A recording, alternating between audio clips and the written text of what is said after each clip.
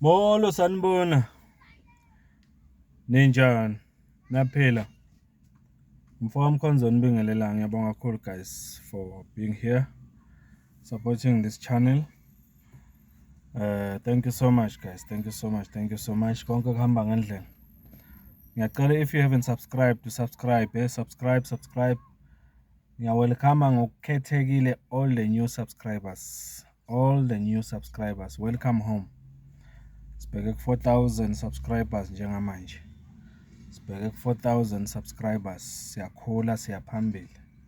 Ngiyanibonga guys, I appreciate it. And subscribe nje kuphela, ngiyabona na kuma comment section ukuthi cha. People are engaging. People are discussing all the topics esiwa discussala. Siyabonga kakhulu, kuhle lokho, kuyangijabulisa futhi ngiyawafunda onke ama comments wenu. Ngiyabonga kakhulu, ngiyajabulela indlela enenza ngayo.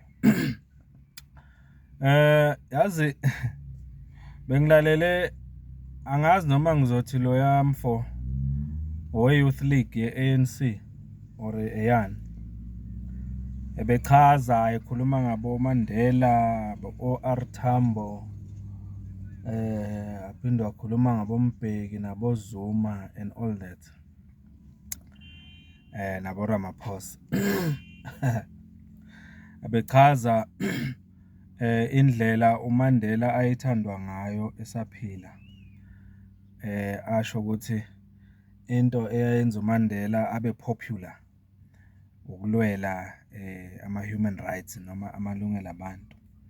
Uma ngicabanga le nkulumo lo mfo lo we-ANC Youth League uyenze nge-Human Rights Day noma ngeholiday lesibuya kulo ngoLwesihlanu. Ngoba abekhuluma nje ngento efana nale. Mawumlalela kahle lo mfo. Ebezama ukugcizelela nje ukuthi abaholi bangaphambilini be-ANC benza kahle kakhulu ekulweleni namalungelo abantu and all that. Fine, angeke size sigqibe okuhle abakwenza. Kodwa futhi ke njoba sazi isoka noma ngaba lihle kanjani, lenza izinto ezinhle kanjani, kodwa linesici. Ziningi izinto esingazibala ezizici kubaholi abafana noMandela and all that. So kodwa angifuni ukugxila kulokho njengamanje. Kunento engiyiphawulile, uthi lo mfo uncoma kakhulu uMandela, uncoma kakhulu ubaba uThabo Mbeki, uphinda ancome na kakhulu uRamaphosa. Bese uyema lapho. Uncoma izinto abazenza, uthi kunezinto ezibonakalayo kulelizwe ezenziwa uMbeki, kunezinto ezibonakalayo ezenziwa uRamaphosa and all that. Kodwa manje le nkulumo yakhe iyangihlekisa ngoba mayesedlula lapho ungena kubaba uJacob Zuma uthi yini, usho nje uthi yini eyenziwe uJacob Zuma kulelizwe. Sho ukuthi ngokwakhe indlela akhuluma ngayo ubaba uJacob Zuma ayikho into abangayikhomba be-ANC Youth League eyenziwa ubaba uJacob Zuma. Manje lento lena ingiphakamisisa umbuzo ukuthi ku-ANC ngempela sikhona yini isikolo sokufundisa i-youth yabo? Ngoba kuyabonakala ukuthi ngathi kunenkinga yokufunda noma yokuncwadi, abancwadile noma ngathi abafundile labantu abasha ku-ANC. Angazi noma yilo mfo abekhuluma lo engizothi akafundile noma akanalwazi ngalelizwe nezinto ezenzeka kulelizwe. Lo mfo lona uyazi ukuthi South Africa sikhuluma nje iku-BRICS. Uyazi ukuthi ku-BRICS yangena under muphi president. Uyazi lo mfo ukuthi kulelizwe esiphila kulo njengamanje kunama university amasha akhiwe eSouth Africa after i-democracy noma since ku-democracy. Uyazi lawo ma-university akhiwe under muphi president. Uyazi lo mfo ukuthi njengoba sikulelizwe ingasakhulunywa nje indaba yokushona kwabantu abane-HIV ukuthi kugcine nini ukukhulunywa noma ukukhuluma ngabantu ababulawa i-HIV. Uyazi ukuthi kwagcina ukukhulunywa ngabantu ababulawa i-HIV ekubeni ingene ubaba uZuma ekubeni upresident walelizwe. Uyakwazi konke lokho lo. Ngiyacabanga ukuthi ANC bafethu isanomsebenzi omkhulu nje ukuthi izama ukufundisa intsha yayo ukuthi kahle kahle lelizwe lisukaphi, ngoba ngathi awaziwa umlando mangilalele kule nkulumo yalomfo. Uyezwa nje ukuthi kugcwele inzondo ngobaba uZuma enkulumeni yakhe, kugcwele inzondo nge-MK Party.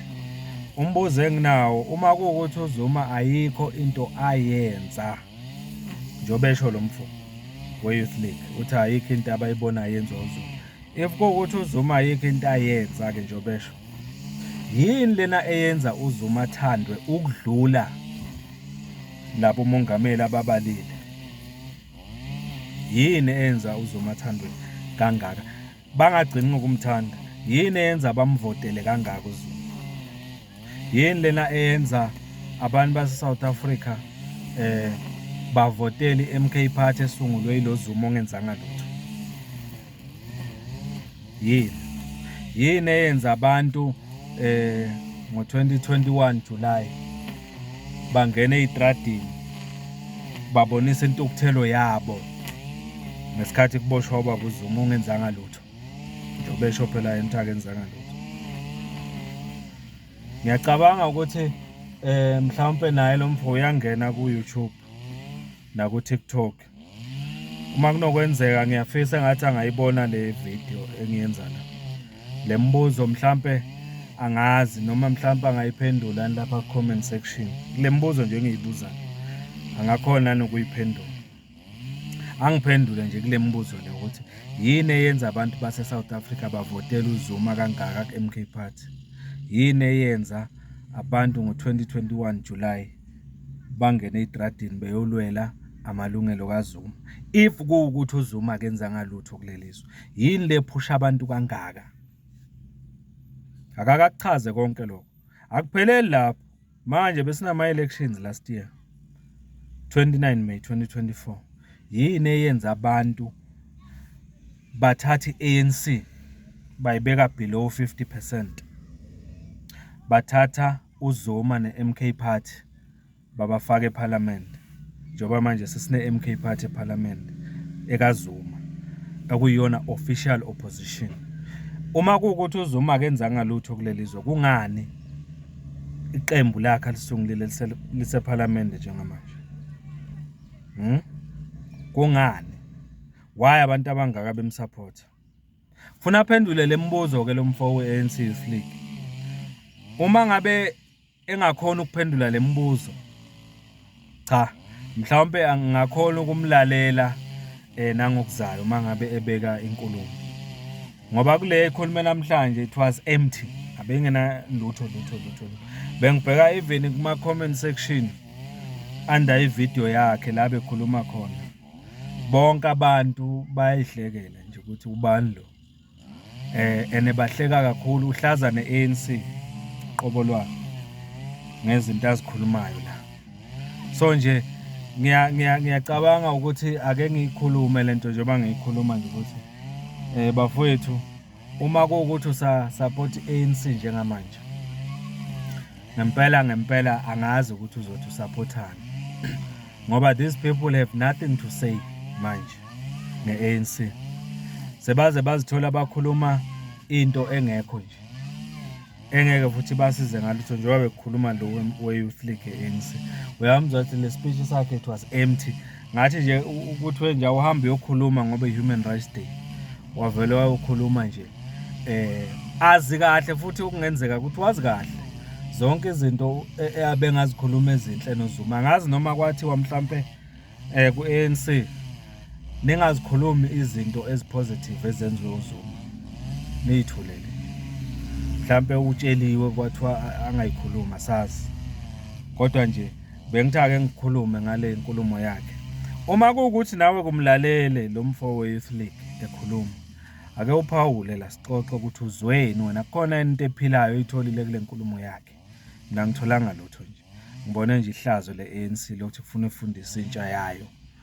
Kuningi esafuna ifundise intsha yayo ngomlando walelizwe, especially ngomlando kababa uPresident Zuma. Ngiyabonga kakhulu mfoka Mkhonza ke lo. Ngiyacela ukuthi if you haven't subscribed, please do subscribe. Siqhubeke sikhulise i-channel yethu. Ngiyabonga kakhulu ayeza amanye ama-video kuningi esizokudiscussa nge-South Africa yethu. Niphile bafowethu, niziphathe kahle, nihloniphane. Ngiyabonga kakhulu. Thank you so much.